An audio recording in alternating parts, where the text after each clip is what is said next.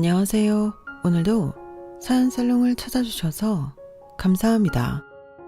저는 원래대로였다면 다가오는 꽃피는 3월에 결혼식을 올렸을 30대 초반 여성입니다. 이미 지인들한테 돌릴 청첩장도 모두 제작한 상황이었고 결혼식장부터 신혼여행, 혼수용, 가정 가구들까지 모두 구입을 마친 상태였는데 이렇게 파혼하게 된 제 사연을 답답한 마음에 여러분들에게 들려드리고자 사연을 보내게 되었어요. 흔히 파혼이 이혼보다 낫다고 하지만 결혼 직전에 파혼이라니 그 주인공이 제가 될 줄은 몰랐거든요. 그렇다고 파혼한 걸 후회하는 건 아닌데 따지고 보면 조상님이 저를 도와주셔서 결혼까지 가지 않고 파혼할 수 있었다고 생각해요. 아니, 세상은 넓고 미친년은 많다고 하더니 정말 그렇더라고요. 살면서 한두 명 보기도 힘들다고 생각했는데 결혼을 앞둔 그 중요한 시점에서 이렇게 한꺼번에 그것도 가족이라는 집단으로 만났다는 것이 실로 놀라운 일이었어요. 그리고 그중 가장 실망스러운 사람은 당연히 저랑 결혼까지 약속한 그 남자인데요. 마음 같아서는 더 심한 표현으로 그 인간 같지 않은 사람을 표현하고 싶지만 그래도 많은 분들이 듣고 계실 테니 그 남자 혹은 예비 남편이라 표현할게요. 아무튼 그 남자의 배신이 저에겐 더 큰 충격과 상처였어요. 결혼이라는 게 남은 인생을 함께하자고 약속하는 거잖아요. 그런데 그런 중요한 일을 앞에 두고 제가 아닌 자기 가족 편에 섰다는 게 지금도 너무 화가 나는데요. 그래서 이렇게 그 남자에 대한 이야기를 하고자 합니다. 저랑 그 남자는 한 재테크 강의에서 처음 만났어요. 둘 다 투자나 재테크에 관심이 많았는데 우연히 옆자리에 앉게 되어 이야기를 나누게 되었어요. 그리고 신기하게도 그 뒤에 다른 강의 시간에도 만나게 되었고 그렇게 몇 번의 우연이 계속되다 보니 인연이 시작되었죠. 그렇다고 저희가 그런 인연으로 사귀기 시작한 건 또 아니었는데요. 그냥 관심사가 같다 보니 정보 교환 차원에서 연락처도 주고받고 좋은 강좌나 눈여겨볼 투자처가 있으면 같이 분석해보는 등 철저하게 재테크 메이트였어요. 정말 이성적인 감정은 1도 없었는데 고백하자면 저는 이상하리만큼 연애나 결혼에 관심이 없었거든요. 이런 말 이상하게 들리실 수 있는데 저는 어릴 때부터 돈이 좋았어요. 물론 돈 싫어하는 사람은 없겠으나 저는 정말 순수하게 돈을 좋아했어요. 그래서 어릴 때는 용돈을 받으면 그걸 쓰기보다 은행에 저금해서 이자 받는 걸 신기해했는데 어릴 때는 그게 왜 그렇게 신기했는지 모르겠어요. 내 돈을 은행에만 맡겨두면 은행이 나한테 돈을 더 준다는 게 그냥 꽁돈이 생기는 것 같아 기분이 좋았죠. 거기에 돈을 많이 맡길수록 이자를 더 준다는 것도 어린 마음에 좋았어요. 그러니까 아무것도 안 해도 은행에 돈만 있으면 돈을 벌 수 있다는 거잖아요. 그렇다 보니 용돈 이외에 생일이나 어린이날, 크리스마스 명절 같은 날 친척들에게 용돈을 받으면 전부 저금을 했는데 그렇게 살다 보니 대학에 가서도 저는 좀 남달랐죠. 갓 20살이 되었다고 화장하고 예쁜 옷 입고 남자친구 만들어 데이트하는 것들이 제가 보기에는 전부 낭비 같아 보였어요.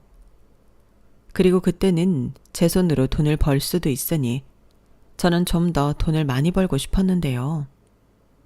그때가 되니 은행에 돈을 맡기는 게 성에 차지 않게 되었죠. 사실 제가 이렇게 된 데는 집안 환경도 있었는데 저희 부모님은 평범한 회사를 다니셨지만 늘 재테크로 돈을 굴리셨어요. 그래서인지 늘 집에는 경제신문이나 전문 서적이 여기저기 굴러다녔고 그걸 주워 읽다 보니 저도 모르게 경제 개념이라는 것이 잡혀버렸던 거죠. 그리고 그때는 컸다고 겁도 없어졌는데 주식이나 펀드 경매까지 도전하게 되었어요. 그 결과 까먹은 돈도 당연히 있었지만 한 빌라를 경매로 낙찰받아 임대 사업을 하게 되었는데요. 그때 제 나이가 26이었죠. 그렇다 보니 그런 돈 버는 재미에 빠져 남자랑 연애가 잘 되지 않았는데 몇 번 남자를 사귀어 보니 저는 연애를 하면 안 되는 사람이라는 걸 알게 되었어요. 그래서 30이 다 되도록 다른 친구들은 연애하고 결혼하고 빠른 친구는 애도 낳는데 저는 혼자였어요. 그렇다고 혼자라 외로움을 타거나 힘들지도 않았는데 그건 어디까지나 제 생각일 뿐 부모님은 아니셨죠. 그러다 결혼은 물론이고 연애도 하지 못하고 나이만 먹을까봐 점점 조바심을 느끼기 시작하셨는데 오죽 마음이 급하시면 저더러 속도 위반도 좋으니 결혼할 남자를 데리고 왔으면 좋겠다고 하셨어요. 그게 무슨 말이야. 누가 자기 딸한테 그런 막말을 해. 아휴, 네 아빠가 오죽하면 저런 말을 하니. 네가 남자 보기를 돌같이 하니까 그렇잖아. 너는 이성적 호기심 같은 것도 없어. 없어. 오히려 너무 유치하고 한심하잖아. 꼭 본능만 쫓는 동물 같아. 아휴, 아니 쟤는 누굴 닮아 저래? 너 혹시 여자 좋아하냐? 아빠, 아니라고. 나는 그냥 남한테 관심이 없어. 그럼 너는 뭐에 관심 있는데? 돈. 나는 돈이 제일 좋지. 내가 이번에 노리고 있는 건물이 경매가 2번 유찰됐거든? 나 그거 이번에 낙찰받을 수 있을 것 같아. 감이 딱 좋아. 얘가 정말 왜 이래? 돈도 좋지만 너는 지금 남자가 더 좋아야지. 얘를 정말 어떡하면 좋아? 너는 너 좋다는 남자도 없어? 전에는 많지는 않아도 있긴 했잖아. 이젠 씨가 마른 거야? 여보, 그 말은 좀 그렇다. 얘가 어디가 어때서? 나도 답답해서 하는 소리지. 요즘 남자들은 능력 있는 여자 좋아한다며. 얘처럼 능력 있는 여자가 어딨어? 집으로 벌써 집이 2채나 있는데. 너 어디 가서 자랑 같은 거 안 하냐? 아빠, 요즘 누가 사기당하려고 그런 자랑을 해. 원래 그런 건 아무도 모르게 하는 거야. 이 봐봐. 이게 문제네. 네가 아무도 모르게 그러고 있으니 남자가 안고 있는 거야. 아무튼 30 되기 전에는 어디 가서 바보 온다리로 데리고 와. 알겠어? 바보 온다리라니. 저희 엄마 아빠, 특히 아빠는 하나밖에 없는 딸이 이대로 노처녀가 될 것만 같았는지 늘 저만 보면 남자 타령을 하셨어요. 그래서 그 잔소리 듣기 싫어 독립을 결정하게 되었고 가지고 있던 건물들을 정리해서 거의 대출 없이 30평대 아파트를 장만해 들어가 살았는데 그 아파트도 단순히 나가서 살기 위해 구한 것이 아니라 투자 가치가 많은 것 같아 무리를 해서 사게 되었어요. 어차피 돈 써서 집을 사야 한다면 미래 가치가 있는 집을 사는 게 맞으니까요. 그렇다 보니 다른 부수입이 없어져 다시 시작해야 했고 또 돈을 이리저리 신중하게 굴리느라 정말로 연애할 짬이 나지 않았는데 무슨 운명의 장난인지 거기서 저보다 5살 많은 제 짝을 만난 거죠.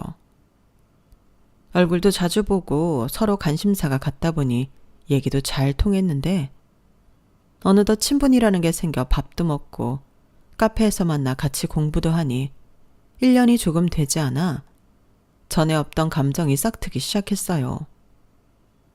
남들 보기엔 저희의 만남과 데이트가 지루해 보일 수 있지만 저도 그 사람도 서로의 도움으로 리스크를 조금이나마 줄이고 그 일이 결과적으로 투자 수익을 냈을 땐 희열이 장난이 아니었어요. 게다가 혼자가 아니라 같이 했다는 그 뿌듯함이 제 두 눈에 콩깍지를 씌웠는데요. 집신도 짝이 있다고 이렇게 내가 내 짝을 만났다고 생각했죠. 그리고 무엇보다 저도 저지만 저 사람도 돈에 대해 해박하고 해안이 있는 사람이니 함께해도 손해볼 게 없다고 생각했는데요. 그래서 그렇게 시작한 연애가 횟수로 2년이 넘었어요. 솔직히 둘 다 헛돈 쓰는 게 싫어서 비효율적이게 영화 보고 비싼 밥 먹고 쓸데없는 디저트 먹으러 카페에 가는 것보다 제가 혼자 사니 저희 집에서 데이트하는 날이 많았는데 2년 동안 저는 그 남자랑 크게 싸우는 일도 없었고 제가 그 남자를 한심하게 생각한 적도 없었어요. 그러니 본가에 가서 결혼에 대한 압박을 받을 때면 자연스럽게 그 남자와의 결혼을 생각해 봤는데 좋으면 좋았지 나쁠 건 없어 보이더라고요. 그리고 그 마음이 통했던 건지 저는 그 남자한테 청혼을 받게 되었는데요. 그 사람도 나이가 있다 보니 집에서 결혼하라고 잔소리가 이만저만이 아니라고 하긴 했어요. 그나마 저는 혼자 살아서 그게 덜 하지만 그 남자는 부모님이랑 함께 살고 있었기 때문에 거의 매일 여자친구 없냐? 여자친구 있는데 왜 결혼 안 하냐? 이런 말을 들었다고 했는데요. 그렇다고 주변에 쫓겨서 서두르는 결혼은 하고 싶지 않았다고 했어요. 하지만 저를 만나면 만날수록 놓치면 안 되겠다는 확신이 들었고 거절당할까 무서워 청혼을 하려고 했다가 말도 하지 못하고 돌아가는 날도 있었다고 했는데 자기 딴에는 용기를 내서 하는 청혼이라며 살짝 목소리도 떨리고 있었어요. 사실 저는 그게 살짝 의외이기도 하고 감동이었는데 평상시에는 절대 그런 사람이 아니거든요. 저는 돌다리도 두드려보고 건너는 타입이라면 이 남자는 좀 달랐거든요. 모험심도 있고 일단 마음만 먹으면 밀어붙이는 그런 사람이었는데 저한테 말을 못해 청혼도 못하고 돌아가는 날이 있었다니 이 남자의 의외의 모습이 너무 귀엽게 느껴졌어요. 하긴 그때는 제 눈에 콩깍지가 씌어 있으니 더 그랬겠죠. 그렇게 저는 콩깍지에 씌어 청혼을 받아들이고 결혼을 준비하게 되었는데요. 저희 부모님은 물론이고 시부모님까지 저희 결혼을 두 팔 벌려 대환영해 주셨어요. 양가 부모님이 바라던 결혼이라 그런지 어딜 가도 대접만 받았는데 앞으로 쭉 이렇게만 살면 좋겠다고 생각했죠. 평소에는 그다지 부모님에게 잘한다는 생각은 하지 못했는데 양가 부모님이 좋아하시는 모습을 보니 이게 뭐라고 죄송하기도 하고 앞으로는 잘 사는 모습을 보여드려야겠다 생각했어요. 그리고 결혼을 준비하려면 가장 현실적인 돈에 관한 서로 간의 오픈을 해야 하잖아요. 누군가는 전부 다 오픈하면 안 된다고 하는 사람도 있었지만 예비 남편인 그 남자가 먼저 자기 통장들을 모두 오픈해서 보여주는데 저도 그냥 전부 오픈했어요. 상대가 먼저 10원짜리까지 까서 보여주는데 저도 솔직하고 싶더라고요. 그래서 제 명의의 집이며 주식 적금 통장에 보유하고 있는 현금 자산까지도 예비 남편한테 오픈했는데요. 다른 건 몰라도 제가 집이 있다는 사실에 그 남자는 깜짝 놀랐어요. 평소 자주 오던 제가 살던 집이 자기는 전세나 월세쯤이라고 생각했다고 했는데 그렇기 때문에 저를 다시 봤다는 듯 활짝 웃었어요. 그러면서 그럼 집 걱정할 필요도 없는 거야? 라고 말했는데요. 그때 당시는 그 말이 그렇게 기분이 나쁘지 않았어요.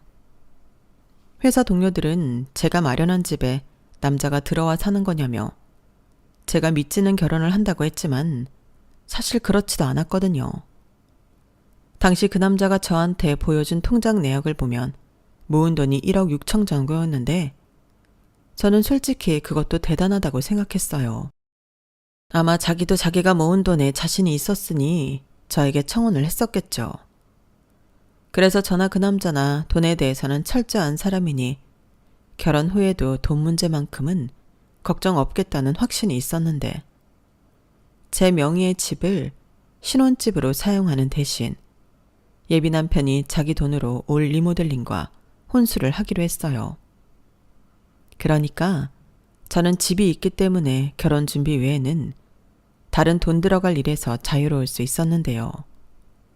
거기에 덧붙여 저는 예비 남편인 그 남자한테 딱 한 가지는 명확하게 했어요. 절대 내 집을 공동 명의로 돌려주는 일은 없다고요. 대신 우리가 열심히 살아 더 좋은 집으로 이사를 갈 때는 내 집을 팔아 그 돈을 모두 새 집 사는 데 사용하고 명의는 공동명의로 하자고 이야기했는데 예비 남편은 고맙게도 기분 나쁜 기색도 없이 그러자고 했어요. 자기가 무슨 권리로 제 집을 공동명의로 하겠냐고요. 그래서 그런 저희 두 사람의 합의로 저희의 본격적인 결혼 준비가 시작되었는데요. 이게 생각보다 재미가 있더군요. 제가 독립을 결정하고 아파트를 사서 들어갈 때도 이런 기분은 몰랐는데 리모델링을 하기 위해 이것저것 알아보고 하니 설레기까지 했어요. 그러던 와중 상견례 때 처음 봤던 예비 남편의 누나인 예비 신우가 제 결혼 준비를 돕고 싶다고 연락을 해왔고 저는 원래 낯을 많이 가리는 성격이라 괜찮다고 좋게 거절을 했는데 예비 신우는 저의 거절에도 굴하지 않고 괜찮다며 막무가내였어요. 그러면서 자기 동생 돈이니 결혼 경험이 있는 자기가 나서서 결혼 준비를 돕고 싶다고 했는데 제 기분 상일지 모르겠지만 예비 남편도 자기 누나가 그러는 걸 어쩌지 못하는 것 같았어요. 그리고 예비 신우는 뭐가 그렇게 궁금한 게 많은지 저한테 이런저런 질문을 쉴 새 없이 했는데 가장 궁금한 게 제 명의의 아파트더군요. 예비 신우는 결혼하고 8년 차였는데 빌라에 살고 있다고 하더라고요. 그래서 리모델링 경험이 있다고 했어요. 근데 올케라고 불러도 되지? 어차피 결혼하면 그렇게 부를 거니까. 아, 네. 편하게 부르세요. 그래, 올케도 편하게 형님이라고 불러. 원래 그렇게 부르는 거야. 네. 그나저나 올케는 어떻게 어린 나이에 그런 큰 아파트를 장만할 수 있었어? 정말 집에서 하나도 도와준 게 아니야? 내 동생한테 들었는데 올케 아파트 대출도 없다며. 비결이 뭐야? 나 진짜 궁금해. 그게 제가 경매 쪽을 오래전부터 공부했어요. 관심도 많고 작은 평수 빌라부터 차근차근 하다 보니까 제 앞으로 빌라 2채가 있었는데 그거 가지고 팔고 돈 보태서 샀죠. 그것도 신축이 아니라서 그 돈으로 살 수 있었어요. 정말? 우와, 대박. 그 아파트 내가 시세 찾아보니까 7억이 넘던데? 다행히 위치랑 상권이 좋아서. 그치, 내가 찾아보니까 그렇더라. 근처에 역도 있고 대형 마트 2개에 학교도 초중고 다 있고 학군도 말해 뭐해. 올케 진짜 부러워. 부럽긴요. 저도 남들 놀 때 안 놀고 허리띠 졸라매서 산 집인걸요. 형님도 충분히 하실 수 있어요.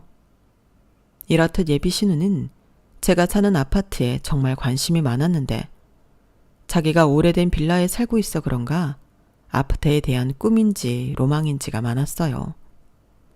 그래서 노하우를 알려달라고 자꾸만 보챘는데 솔직히 돈 벌어서 안 쓰고 똑똑한 투자만 잘하면 누구나 할 수 있는 거라 저는 알려주고 자시고 할 것도 없다고 했어요. 그러자 예비 신우는 그게 제일 어려운 거라며 입을 삐죽거렸고 그 이후부터는 태도를 바꿔 아무리 집이 있다고 해도 그렇지 공동명의 해주는 것도 아닌데 결혼 준비에 자기 동생 돈만 쓰냐고 자기 속내를 드러내기도 했는데 그 이후엔 마치 자기 동생이 손해보는 결혼을 하는 것처럼 구는 것 같아 저도 살짝 기분이 언짢았어요. 거기에 예비 신우의 나이가 저보다 10살이 많아 여러모로 불편하고 부담스러웠는데 게다가 어느 순간부터는 제가 의견을 내도 자기 의견을 내세운 날이 많아 이건 아니다 싶었어요. 다른 사람도 아닌 제 결혼식인데 제 마음대로 하지 못한다는 게 말이 안 된다고 생각했거든요. 그래서 예비 남편한테 이런 식으로 결혼 준비를 하는 게 싫다고 솔직하게 이야기를 했죠.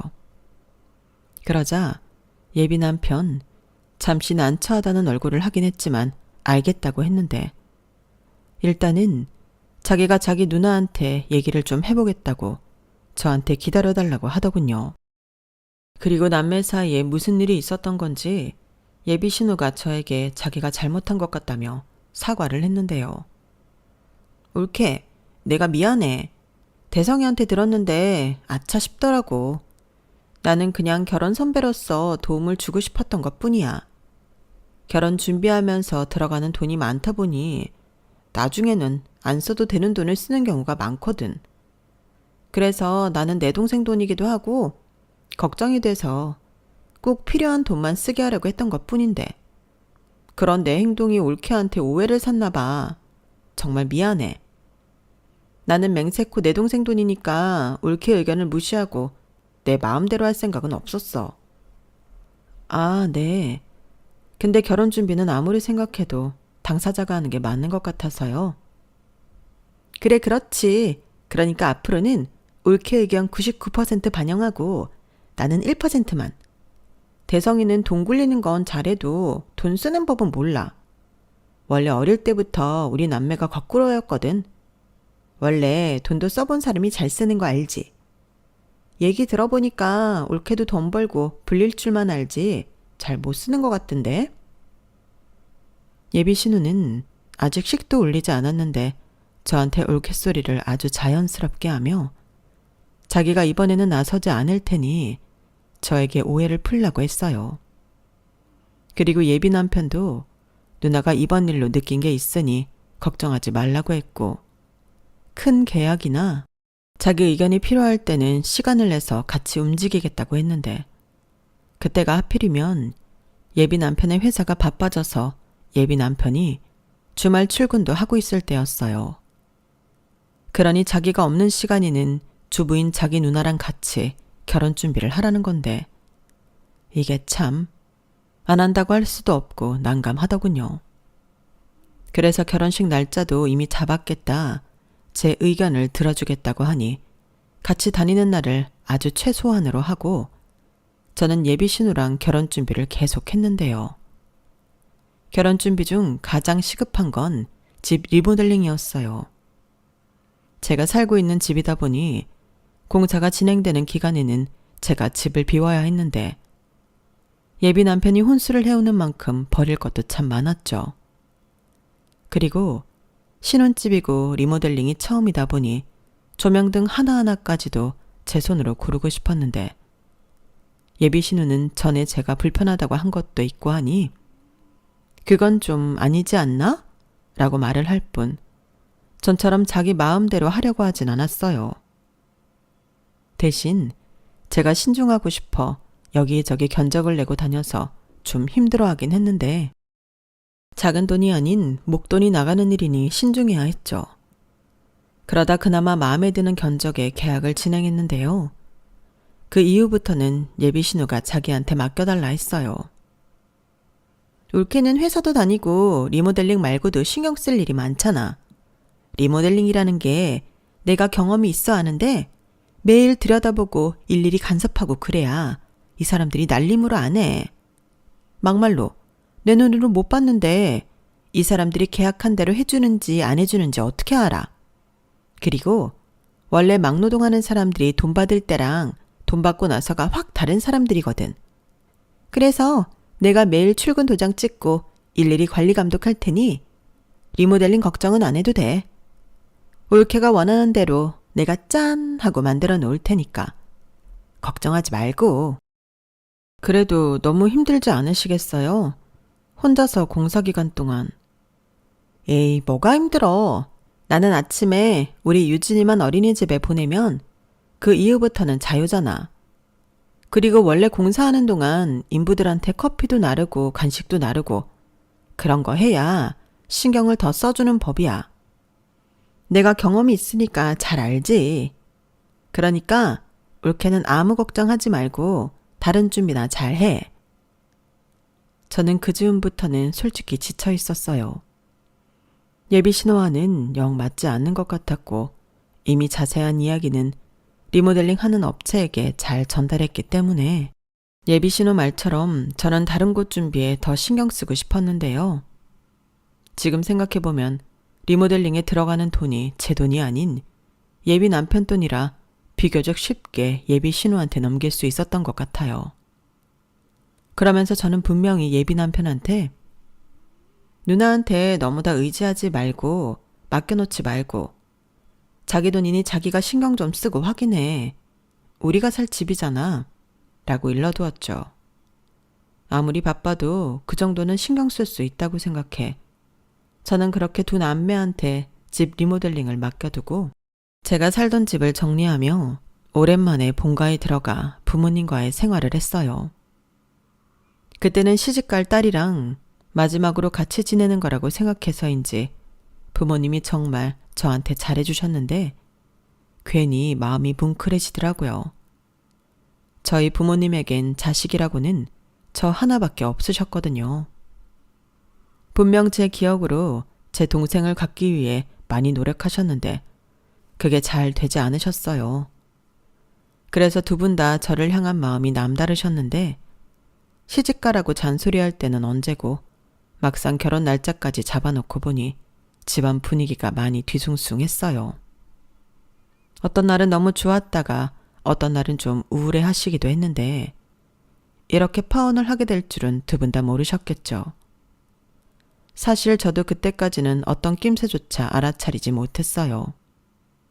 그냥 남편 집도 다른 집들과 다르게 누나가 좀 유별나다라고 생각했는데 그건 결혼 후에 제가 잘 정리할 일이라고 벼르고 있었어요. 애당초 신우와 사이좋게 지내는 건 바라지도 않았기 때문에 선을 지켜달라 단호하게 처신할 생각이었는데요. 그건 어디까지나 결혼해서 정식으로 가족이 된 이후의 일이라고 생각했죠. 그래서 리모델링은 맡겨둔 채 다른 준비를 차근차근 끝을 냈는데요. 신혼여행 예약이며 혼수 가구들까지 모두 계약해 결혼식 일주일 전에 배송받기로 했어요. 그런데 공사가 한참 진행 중일 거라고 생각했던 제 아파트는 너무나도 조용했고 심지어 관리 사무실에서도 아무런 연락이 없었는데 이상하더라고요. 보통은 리모델링 공사를 하면 이웃 주민과 관리소에서 언제 끝나냐를 시작해 연락이 온다고 했는데 너무나도 조용했어요. 처음엔 예비 신호가 중간에서 조율을 잘해서 그런가 생각도 했지만 저도 제 신혼집이다 보니 공사가 어느 정도 진행이 되었을지 궁금하더라고요. 그래서 퇴근하고 빵집에 들러 종류별로 빵을 사서 오랜만에 집에 가봤는데 세상에나 저희 집은 제가 나온 그 모습 그대로였어요. 분명 업체 소장님은 한참 공사 중이라고 하셨는데 너무 이상했죠. 그래서 관리 소장님에게 사람들이 오고 가지 않았냐고 여쭤보니 그런 적 없다고 하셨고 저는 너무 이상해서 예비 신우한테 바로 전화를 걸었어요. 하지만 받지 않더군요. 그래서 이번에는 예비 남편한테 전화를 걸었죠. 나야. 무슨 일이야? 집 리모델링 말이야. 왜 하나도 진행이 안 됐어? 나 지금 우리 집인데 사람이 드나든 흔적도 없어. 그게 우리 누나가 그러는데 중간에 일이 좀 꼬였대. 그래도 공사 기간은 맞출 수 있다고 했으니까 조금만 기다려줘. 무슨 소리야? 자기만 믿고 기다리라고 하더니 무슨 일이 있으면 바로 나한테 연락을 주셨어야지. 자기 누나 전화도 안 받아. 누나가 바빠서 그래. 주부잖아. 애랑 매형이랑 있으니까 바빠서 못 받았겠지. 걱정하지 마. 어떻게 걱정을 안 해. 결혼 날짜는 코앞이고 이제 가구랑 가전들도 차례차례 올 텐데 집에 공사가 안 끝나면 어떻게 해? 당신 누나 정말 믿을 수 있는 거야? 뭐? 자기 말이 점점 심해진다. 일이라는 게 변수가 있을 수도 있는 건데 왜 이렇게 예민해? 우리 누나가 공사기간 맞출 수 있다고 하잖아. 저는 그날 예상치 못한 결과에 예비 남편과 전화였지만 꽤 심각하게 싸웠어요. 그리고 리모델링보다 제가 자기 가족을 못 믿겠다고 하며 비하하는 것 같으니 팔은 안으로 굽는다고 저한테 뭐라고 했는데 저는 또 그게 듣기 싫더라고요. 먼저 상식에 벗어난 행동을 한 사람은 예비 남편의 누나였는데 저에게 뭐라고 하는 그 사람에게 실망했어요. 그리고 그런 좋지 못한 기분으로 결혼 준비를 끝냈는데 마침 결혼 준비의 마지막이었던 청첩장이 그 다음날 회사로 배달되었어요. 요즘은 촌스럽게 종이 청첩장을 주는 일이 거의 없는데 그래도 부모님이랑 친척들 상사에게는 실물 청첩장을 들어야 하겠더라고요. 그리고 일부는 예비 남편 몫의 분량이었는데 하필이면 싸웠을 때 청첩장이 와서 좀 곤란했어요. 하지만 결혼을 안 할 것도 아니고 어른들은 또 돌려야 할 청첩장을 목이 빠지게 기다린다고 해서 저는 화난 감정은 뒤로 하고 예비 남편한테 문자를 했는데 제 문자를 받은 예비 남편이 대뜸 전화를 해서 어제 일은 자기가 잘못했다고 사과를 하더군요. 생각해보니 제 입장에서는 당황스럽고 불쾌할 수 있는 일인데 자기가 너무 냉정하게 말해 잘못했다는 걸 인지했다고 하면서요. 그리고 화해의 의미로 퇴근하고 모처럼 좋은 데 가서 저녁을 먹자고 했는데 앞서서 말씀드렸듯이 저희가 낭비를 싫어해 남들이 얘기하는 좋은 곳에서 식사를 한 적이 별로 없거든요.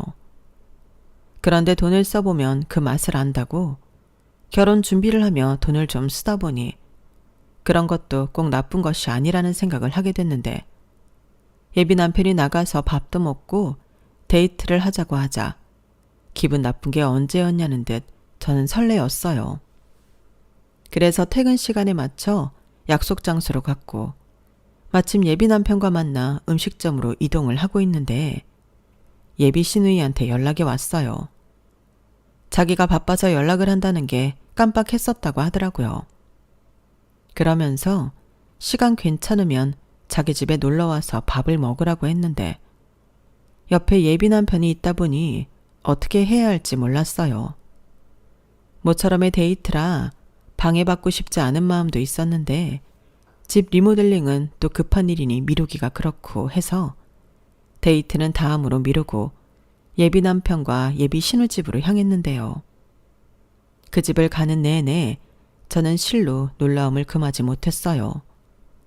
서울 한복판에 아직도 이런 달동네 같은 곳이 있다는 게 신기할 정도였어요. 조금 오바해서 자동차도 이 골목은 못 지날 것 같았는데 왜 우리가 빌라촌이라고 부르는 곳이 있잖아요. 그것도 옛날 빌라들만 있어서 동강거리, 조망권 이런 것도 없이 건물들이 전부 다닥다닥 붙어 있었는데 언덕은 또 왜 그렇게 높은지 걸어가는 내내 힘이 들더군요. 그뿐만이 아니었어요. 예비 신우 빌라는 5층 건물의 4층이었는데 엘리베이터가 없어서 계단을 올라가야만 했는데 여기를 어떻게 매일같이 다닐 수 있나. 저는 처음으로 예비 신우에게 치근한 감정이 생겼어요. 사실 먼 눈에는 뭐만 보인다고 제 눈에는 집도 그렇고 동네도 투자 가치가 하나도 없어 보였는데 왜 그렇게 사시는 건지 그때는 결혼하면 도움을 꼭 드리고 싶다는 생각도 절로 들었죠. 그렇게 도착한 예비 신우의 집 현관문 앞에 도착했어요. 운동 부족인지 그거 올라왔다고 다리가 아팠는데 그러는 사이 예비 남편이 초인종을 눌렀고 예비 신우가 어서 오라며 반갑게 현관문을 열어준 그 순간 저는 놀라움에 충격을 받고 말았어요. 그 이유는 바닥부터 벽, 샤시에 하다못해 조명 스위치 커버까지 제가 저희 집 리모델링 할 때 사용해달라고 주문한 품목이었는데요. 아니, 이게 왜 저희 집이 아닌 예비 신우 집에 붙어 있는 건지 도무지 이해할 수가 없었어요.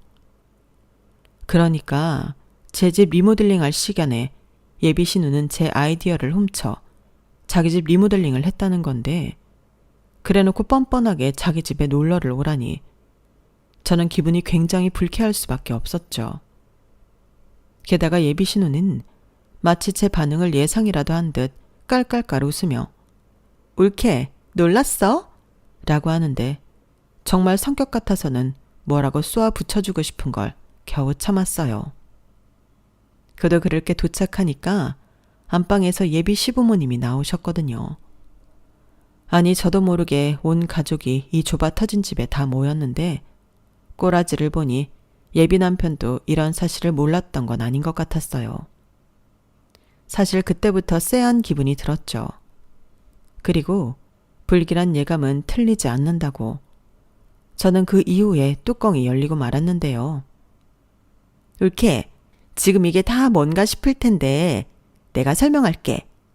다른 게 아니고 여기 집 어때? 울케가 원하는 대로 리모델링 했는데 생각했던 거랑 똑같지? 네, 똑같네요.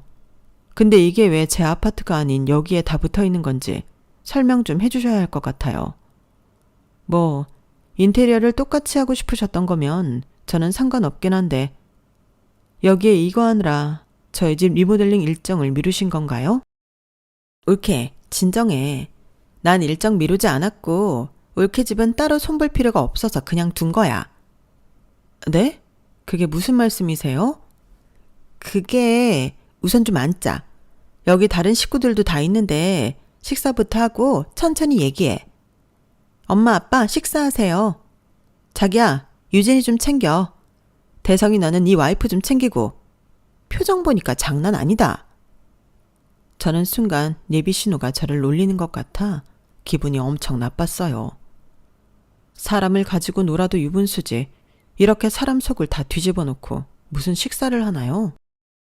그래서 저는 거의 먹는 것도 없이 냉수만 벌컥벌컥 마셨는데요.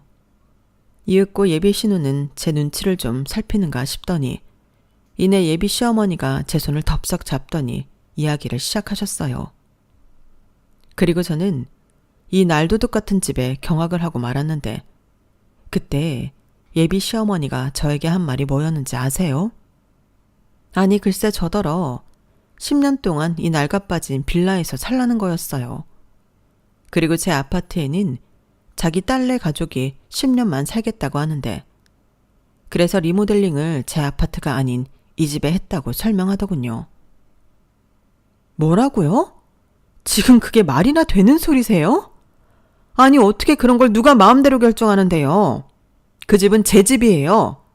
제 집을 제 허락도 없이 10년을 산다고요? 아우 너도 참 말 매정하게 한다.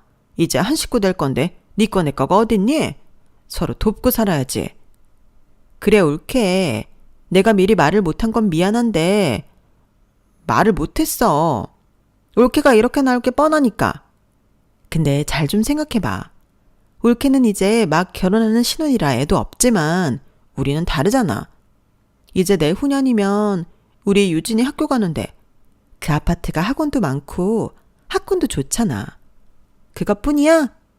요즘 애들 사이에서도 어디 사는지 엄청 중요해. 우리 애 그 집에 살면 친구도 잘 사귈 수 있고 기도 안 죽잖아.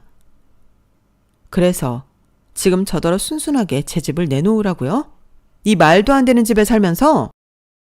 왜 말이 안 돼? 올케가 원하는 대로 리모델링 다 했잖아. 그냥 아파트에서 빌라로 변한 것뿐이야. 나 좀 도와줘라 올케. 올케 소리 좀 그만하세요. 아니 이렇게 마음대로 해놓으면 제가 네 그러세요 할 줄 아셨어요? 기가 막혀서 정말? 아무리 그래도 그렇지. 그 말은 손윗 사람한테 할 소리가 아니지. 그리고 내가 여태 아무 말 안 했는데 자고로 위아래 존중은 기본 중에 기분이 되는 거다. 어떻게 누나가 힘들게 사는데 동생이 더 좋은 곳에 살 수 있니? 동생이 누나를 위해 양보하는 게 맞다. 그래야 서로 우애도 지키고 좋은 거야. 저는 예비 시어머님의 양보와 우애라는 말에 더 들을 것도 없을 것 같았어요. 그리고 자기 식구들이 돌아가며 저한테 말도 안 되는 소리를 하는데 꿀먹은 벙어리처럼 가만히 있는 예비 남편도 용서가 되지 않았는데요. 저는 마지막이라는 생각으로 자기는 왜 가만히 있는데 입이 있으면 말을 해봐. 설마 자기도 오늘에서야 이 말도 안 되는 일을 알았어? 그건 아니잖아. 어떻게 나를 속이고 내 집을 뺏어갈 생각을 해? 라며 쏘아붙였어요. 그러자 그 남자는 아니라며 자기도 안지 얼마 되지 않았다고 발뺌을 했고 그에 다급해진 예비 신우가 아니 내가 명의를 바꿔달라는 것도 아니고 잠깐만 바꿔 살자고 하는 건데 이게 이렇게 화를 낼 일이야? 신혼 부부가 살기에 여기도 나쁘지 않아 라고 했는데 저는 아무 말도 하지 않고 그냥 노려봤어요. 제가 미쳤게 제 집을 이딴 집이랑 바꿀 리가 없으니까요. 그래서 어림도 없는 소리 그만하라고 한마디 한 후 결혼 얘기는 없던 걸로 하자고 그 자리에서 벌떡 일어났는데 저의 파혼 선언에 예비 시어머니와 예비 시누이, 거기에 예비 남편까지 놀라서 저를 붙잡고 난리가 났어요. 아니, 자기네들이 이런 식으로 일을 꾸밀 때 제가 파혼하겠다고 할 줄은 몰랐을까요? 제가 아무리 눈에 콩깍지가 씌어져 있어도 제가 노력해서 마련한 집을 순순하게 뺏길 만큼 멍청하지 않은데요. 그러자 예비 신우는 거의 울 것 같은 목소리로 자기 평생 소원이 아파트 단지에서 다른 엄마들이랑 브런치 먹는 거라는 말도, 그런 말도 안 되는 소리를 하는데 정말 한심하기 짝이 없었어요. 그런 게 자기 소원이면 진작에 자기 동생한테 도와달라고 해서 돈을 모으고 대출이라도 똘똘하게 받아서 아파트에 들어가면 되는데 이런 말도 안 되는 계획을 세웠다는 것 자체가 저를 우습게 하는 것 같아 가만히 있을 수 없었는데요. 저는 이딴 결혼 안 하면 그만이라고 큰 소리 쳤어요. 그러자 어디서 여자 목소리가 담을 넘냐며 예비 시아버님이 불같이 화를 내셨는데 그냥 집안 어른이 이렇게 하기로 했으면 네 하고 따르면 된다고 호통을 치셨어요. 그래서 저도 지지 않고 큰 소리로 응답했죠. 저 아직 혼인신고도 안 했고 이 집 며느리 아니에요. 그리고 말씀하시는 뽐새를 보니 더더욱 이 집 구석에 시집 오면 안 될 것 같네요. 저한테 함부로 말씀하지 마세요. 라고 했는데요. 예비 시아버님은 기가 막힌다며 뒷목을 잡으셨어요. 뭐 말로는 혈압이 높아서 위험하시다 하는데 그건 제가 알 바가 아니었죠. 막말로 제가 먼저 선을 넘은 게 아니잖아요. 그리고 더는 이 말도 안 되는 집과 엮이고 싶지 않다며 그 남자를 향해 가지고 갔던 청첩장을 꺼내 그 집 쓰레기통에 버렸는데요. 제 속이 다 뻥 하고 뚫리는 것 같더군요. 저는 그렇게 뒤도 돌아보지 않고 그 낡아빠진 빌라를 빠져나왔어요. 그러자 신발도 제대로 신지 못한 그 남자가 저를 붙잡겠다고 달려나왔는데요. 자기도 어쩔 수 없는 부분이 있었다고 변명을 늘어놓았어요. 자기라고 이러고 싶었겠냐고, 자기도 제 마음을 충분히 이해한다고 했는데 그러면 뭐 하냐고요. 달라질 것이 없는걸요. 그래서 그럼 지금 이 순간부터 자기 가족들이랑 연 끊고 나랑 살 수 있냐고 제가 단도직입적으로 물었는데 그 남자는 그게 대답하기 어려운 질문인지 아무 말도 못하다가 자기를 이해해주면 안 되겠냐고 개소리를 하더군요. 저는 그 말에 이젠 다 끝났다고 다신 연락하지 말라고 했는데 다음날 저에게 연락한 사람은 다름 아닌 그 남자의 누나였어요. 다른 건 다 떠나서 자기 딸을 생각해서 이해해 줄 수는 없냐고, 자기 딸이 초등학교 졸업할 때까지만이라도 배려를 해달라고 하는데 제가 왜 배려를 해야 하는 건지 모르겠다고 말해줬어요. 그러자 더는 못 참겠다는 듯 쌍욕을 퍼부으며 네가 그렇게 잘났냐고, 아파트 있다고 유세 떤다는 등 막말을 하기 시작했는데요. 누가 봐도 여기서 안달이 난 사람은 제가 아니었죠. 저는 솔직히 이 결혼 안 하면 그만이었으니까요. 그래서 더는 화도 나지 않고 그저 이 사람들이 귀찮을 뿐이었는데 정말 그나마 있던 정도 똑 떨어지는 일이 저를 기다리고 있었어요. 앞서 알려드렸듯 저희 결혼 준비는 제가 집이 있으니 대부분의 비용을 그 남자가 대고 있었잖아요. 그러니까 그 누나가 자기 집에 리모델링을 한 돈도 제 돈은 하나 없이 그 남자 돈만 들어갔는데 결혼이 엎어지자 그 남자는 자기 돈은 어떻게 되는 거냐며 저에게 책임이 있다고 자기 돈을 원상복구해달라고 내용 증명을 보냈더군요. 그걸 받고 읽는데 진짜 너무 어이가 없어서 사기죄로 고소하려고 했는데 제가 금전적으로 손해본 것이 없어서 불가능하다고 했어요. 대신 말도 안 되는 요구니 그럴 이유가 없다고 답변서를 보내고 그 이후에는 무시하라고 하셨는데 그 과정에서 명예를 훼손하거나 모욕을 한다면 그걸로는 처벌을 요구할 수 있다고 변호사님과 경찰서에서 친절하게 알려주셨는데 저는 알려주신 대로 했어요. 그러자 자기 본전 생각에 그 남자가 저를 찾아왔고 자기는 너무 억울하다며 파혼을 하자고 한 제 책임이라고 끝까지 물고 늘어졌는데 그게 왜 제 책임이냐고 중간에서 사기치고 자기 마음대로 하려고 했던 누나한테 가서 따지라고 따끔하게 말해줬어요. 어디서 누나한테 사기당하고 나한테 이러냐고. 세상 너같이 찌질한 남자랑 결혼할 뻔했던 내가 너무 소름 돋는다고 했는데요. 자기 돈이 날아갔다는 사실에 이 남자는 방방 뛰고 난리도 아니었어요. 그러게 이렇게 되지 않게 중간에서 자기가 잘했어야죠. 자기한테 무슨 사연이 있는지는 제가 알 바 아니지만 제 입장에서는 자업자득이나 다름없다고 생각했어요. 그런데 자기 돈을 마음대로 쓴 자기 누나도 아닌 저한테 와서 자기 돈을 복구해달라고 하는 게 어이가 없었는데 저런 인간이랑 저런 집구석이라는 걸 결혼 직전에 알게 되어 천만 다행이었어요. 특히 그 말도 안 되는 헛소리를 하던 그 남자의 아버지라는 사람은 최악의 인간이었는데 파혼은 지금 생각해도 안 하면 이상한 일이었어요. 그리고 자꾸만 만만한 저를 붙잡고 늘어지는 그 인간한테도 따끔한 맛을 보여줘야 할 것 같아 이번에는 제가 정신적 피해 보상 및 스토커로 고소 및 신고를 했는데 소장을 받았는지 그 후로는 나타나지 않더라고요. 그리고 지금 와서 생각하면 이게 다 그 누나의 큰 그림이 아니었나 생각이 되는데요. 그 누나 입장에서는 손해볼 것이 하나도 없잖아요. 동생이 결혼하면 제 아파트에 들어가 사는 거고 동생 결혼이 엎어져도 다 쓰러져가는 자기 집 리모델링을 공짜로 했으니 새 집에 사는 기분일 텐데 그 아저씨가 얘기하던 남매 간의 우애는 잘 지켜진 게 아닌가 싶네요. 뭐 그 돈 모으느라 생고생한 그 남자만 개털 신세가 된 건데 제가 개털 만든 게 아니니 저는 하나도 미안하지 않습니다.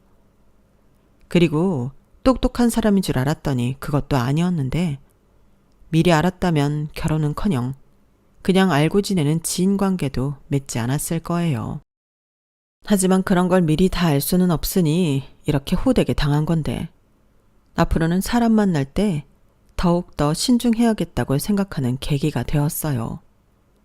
그리고 저는 현재까지도 부모님 집에서 지내며 제 아파트를 리모델링 하고 있는데 이왕 짐 다 뺀 거 싹 수리하고 제가 원하는 대로 인테리어도 해서 새롭게 살아보려고요. 그리고 앞으로는 남자보다는 제 인생에 더 집중하고 싶은 마음인데요.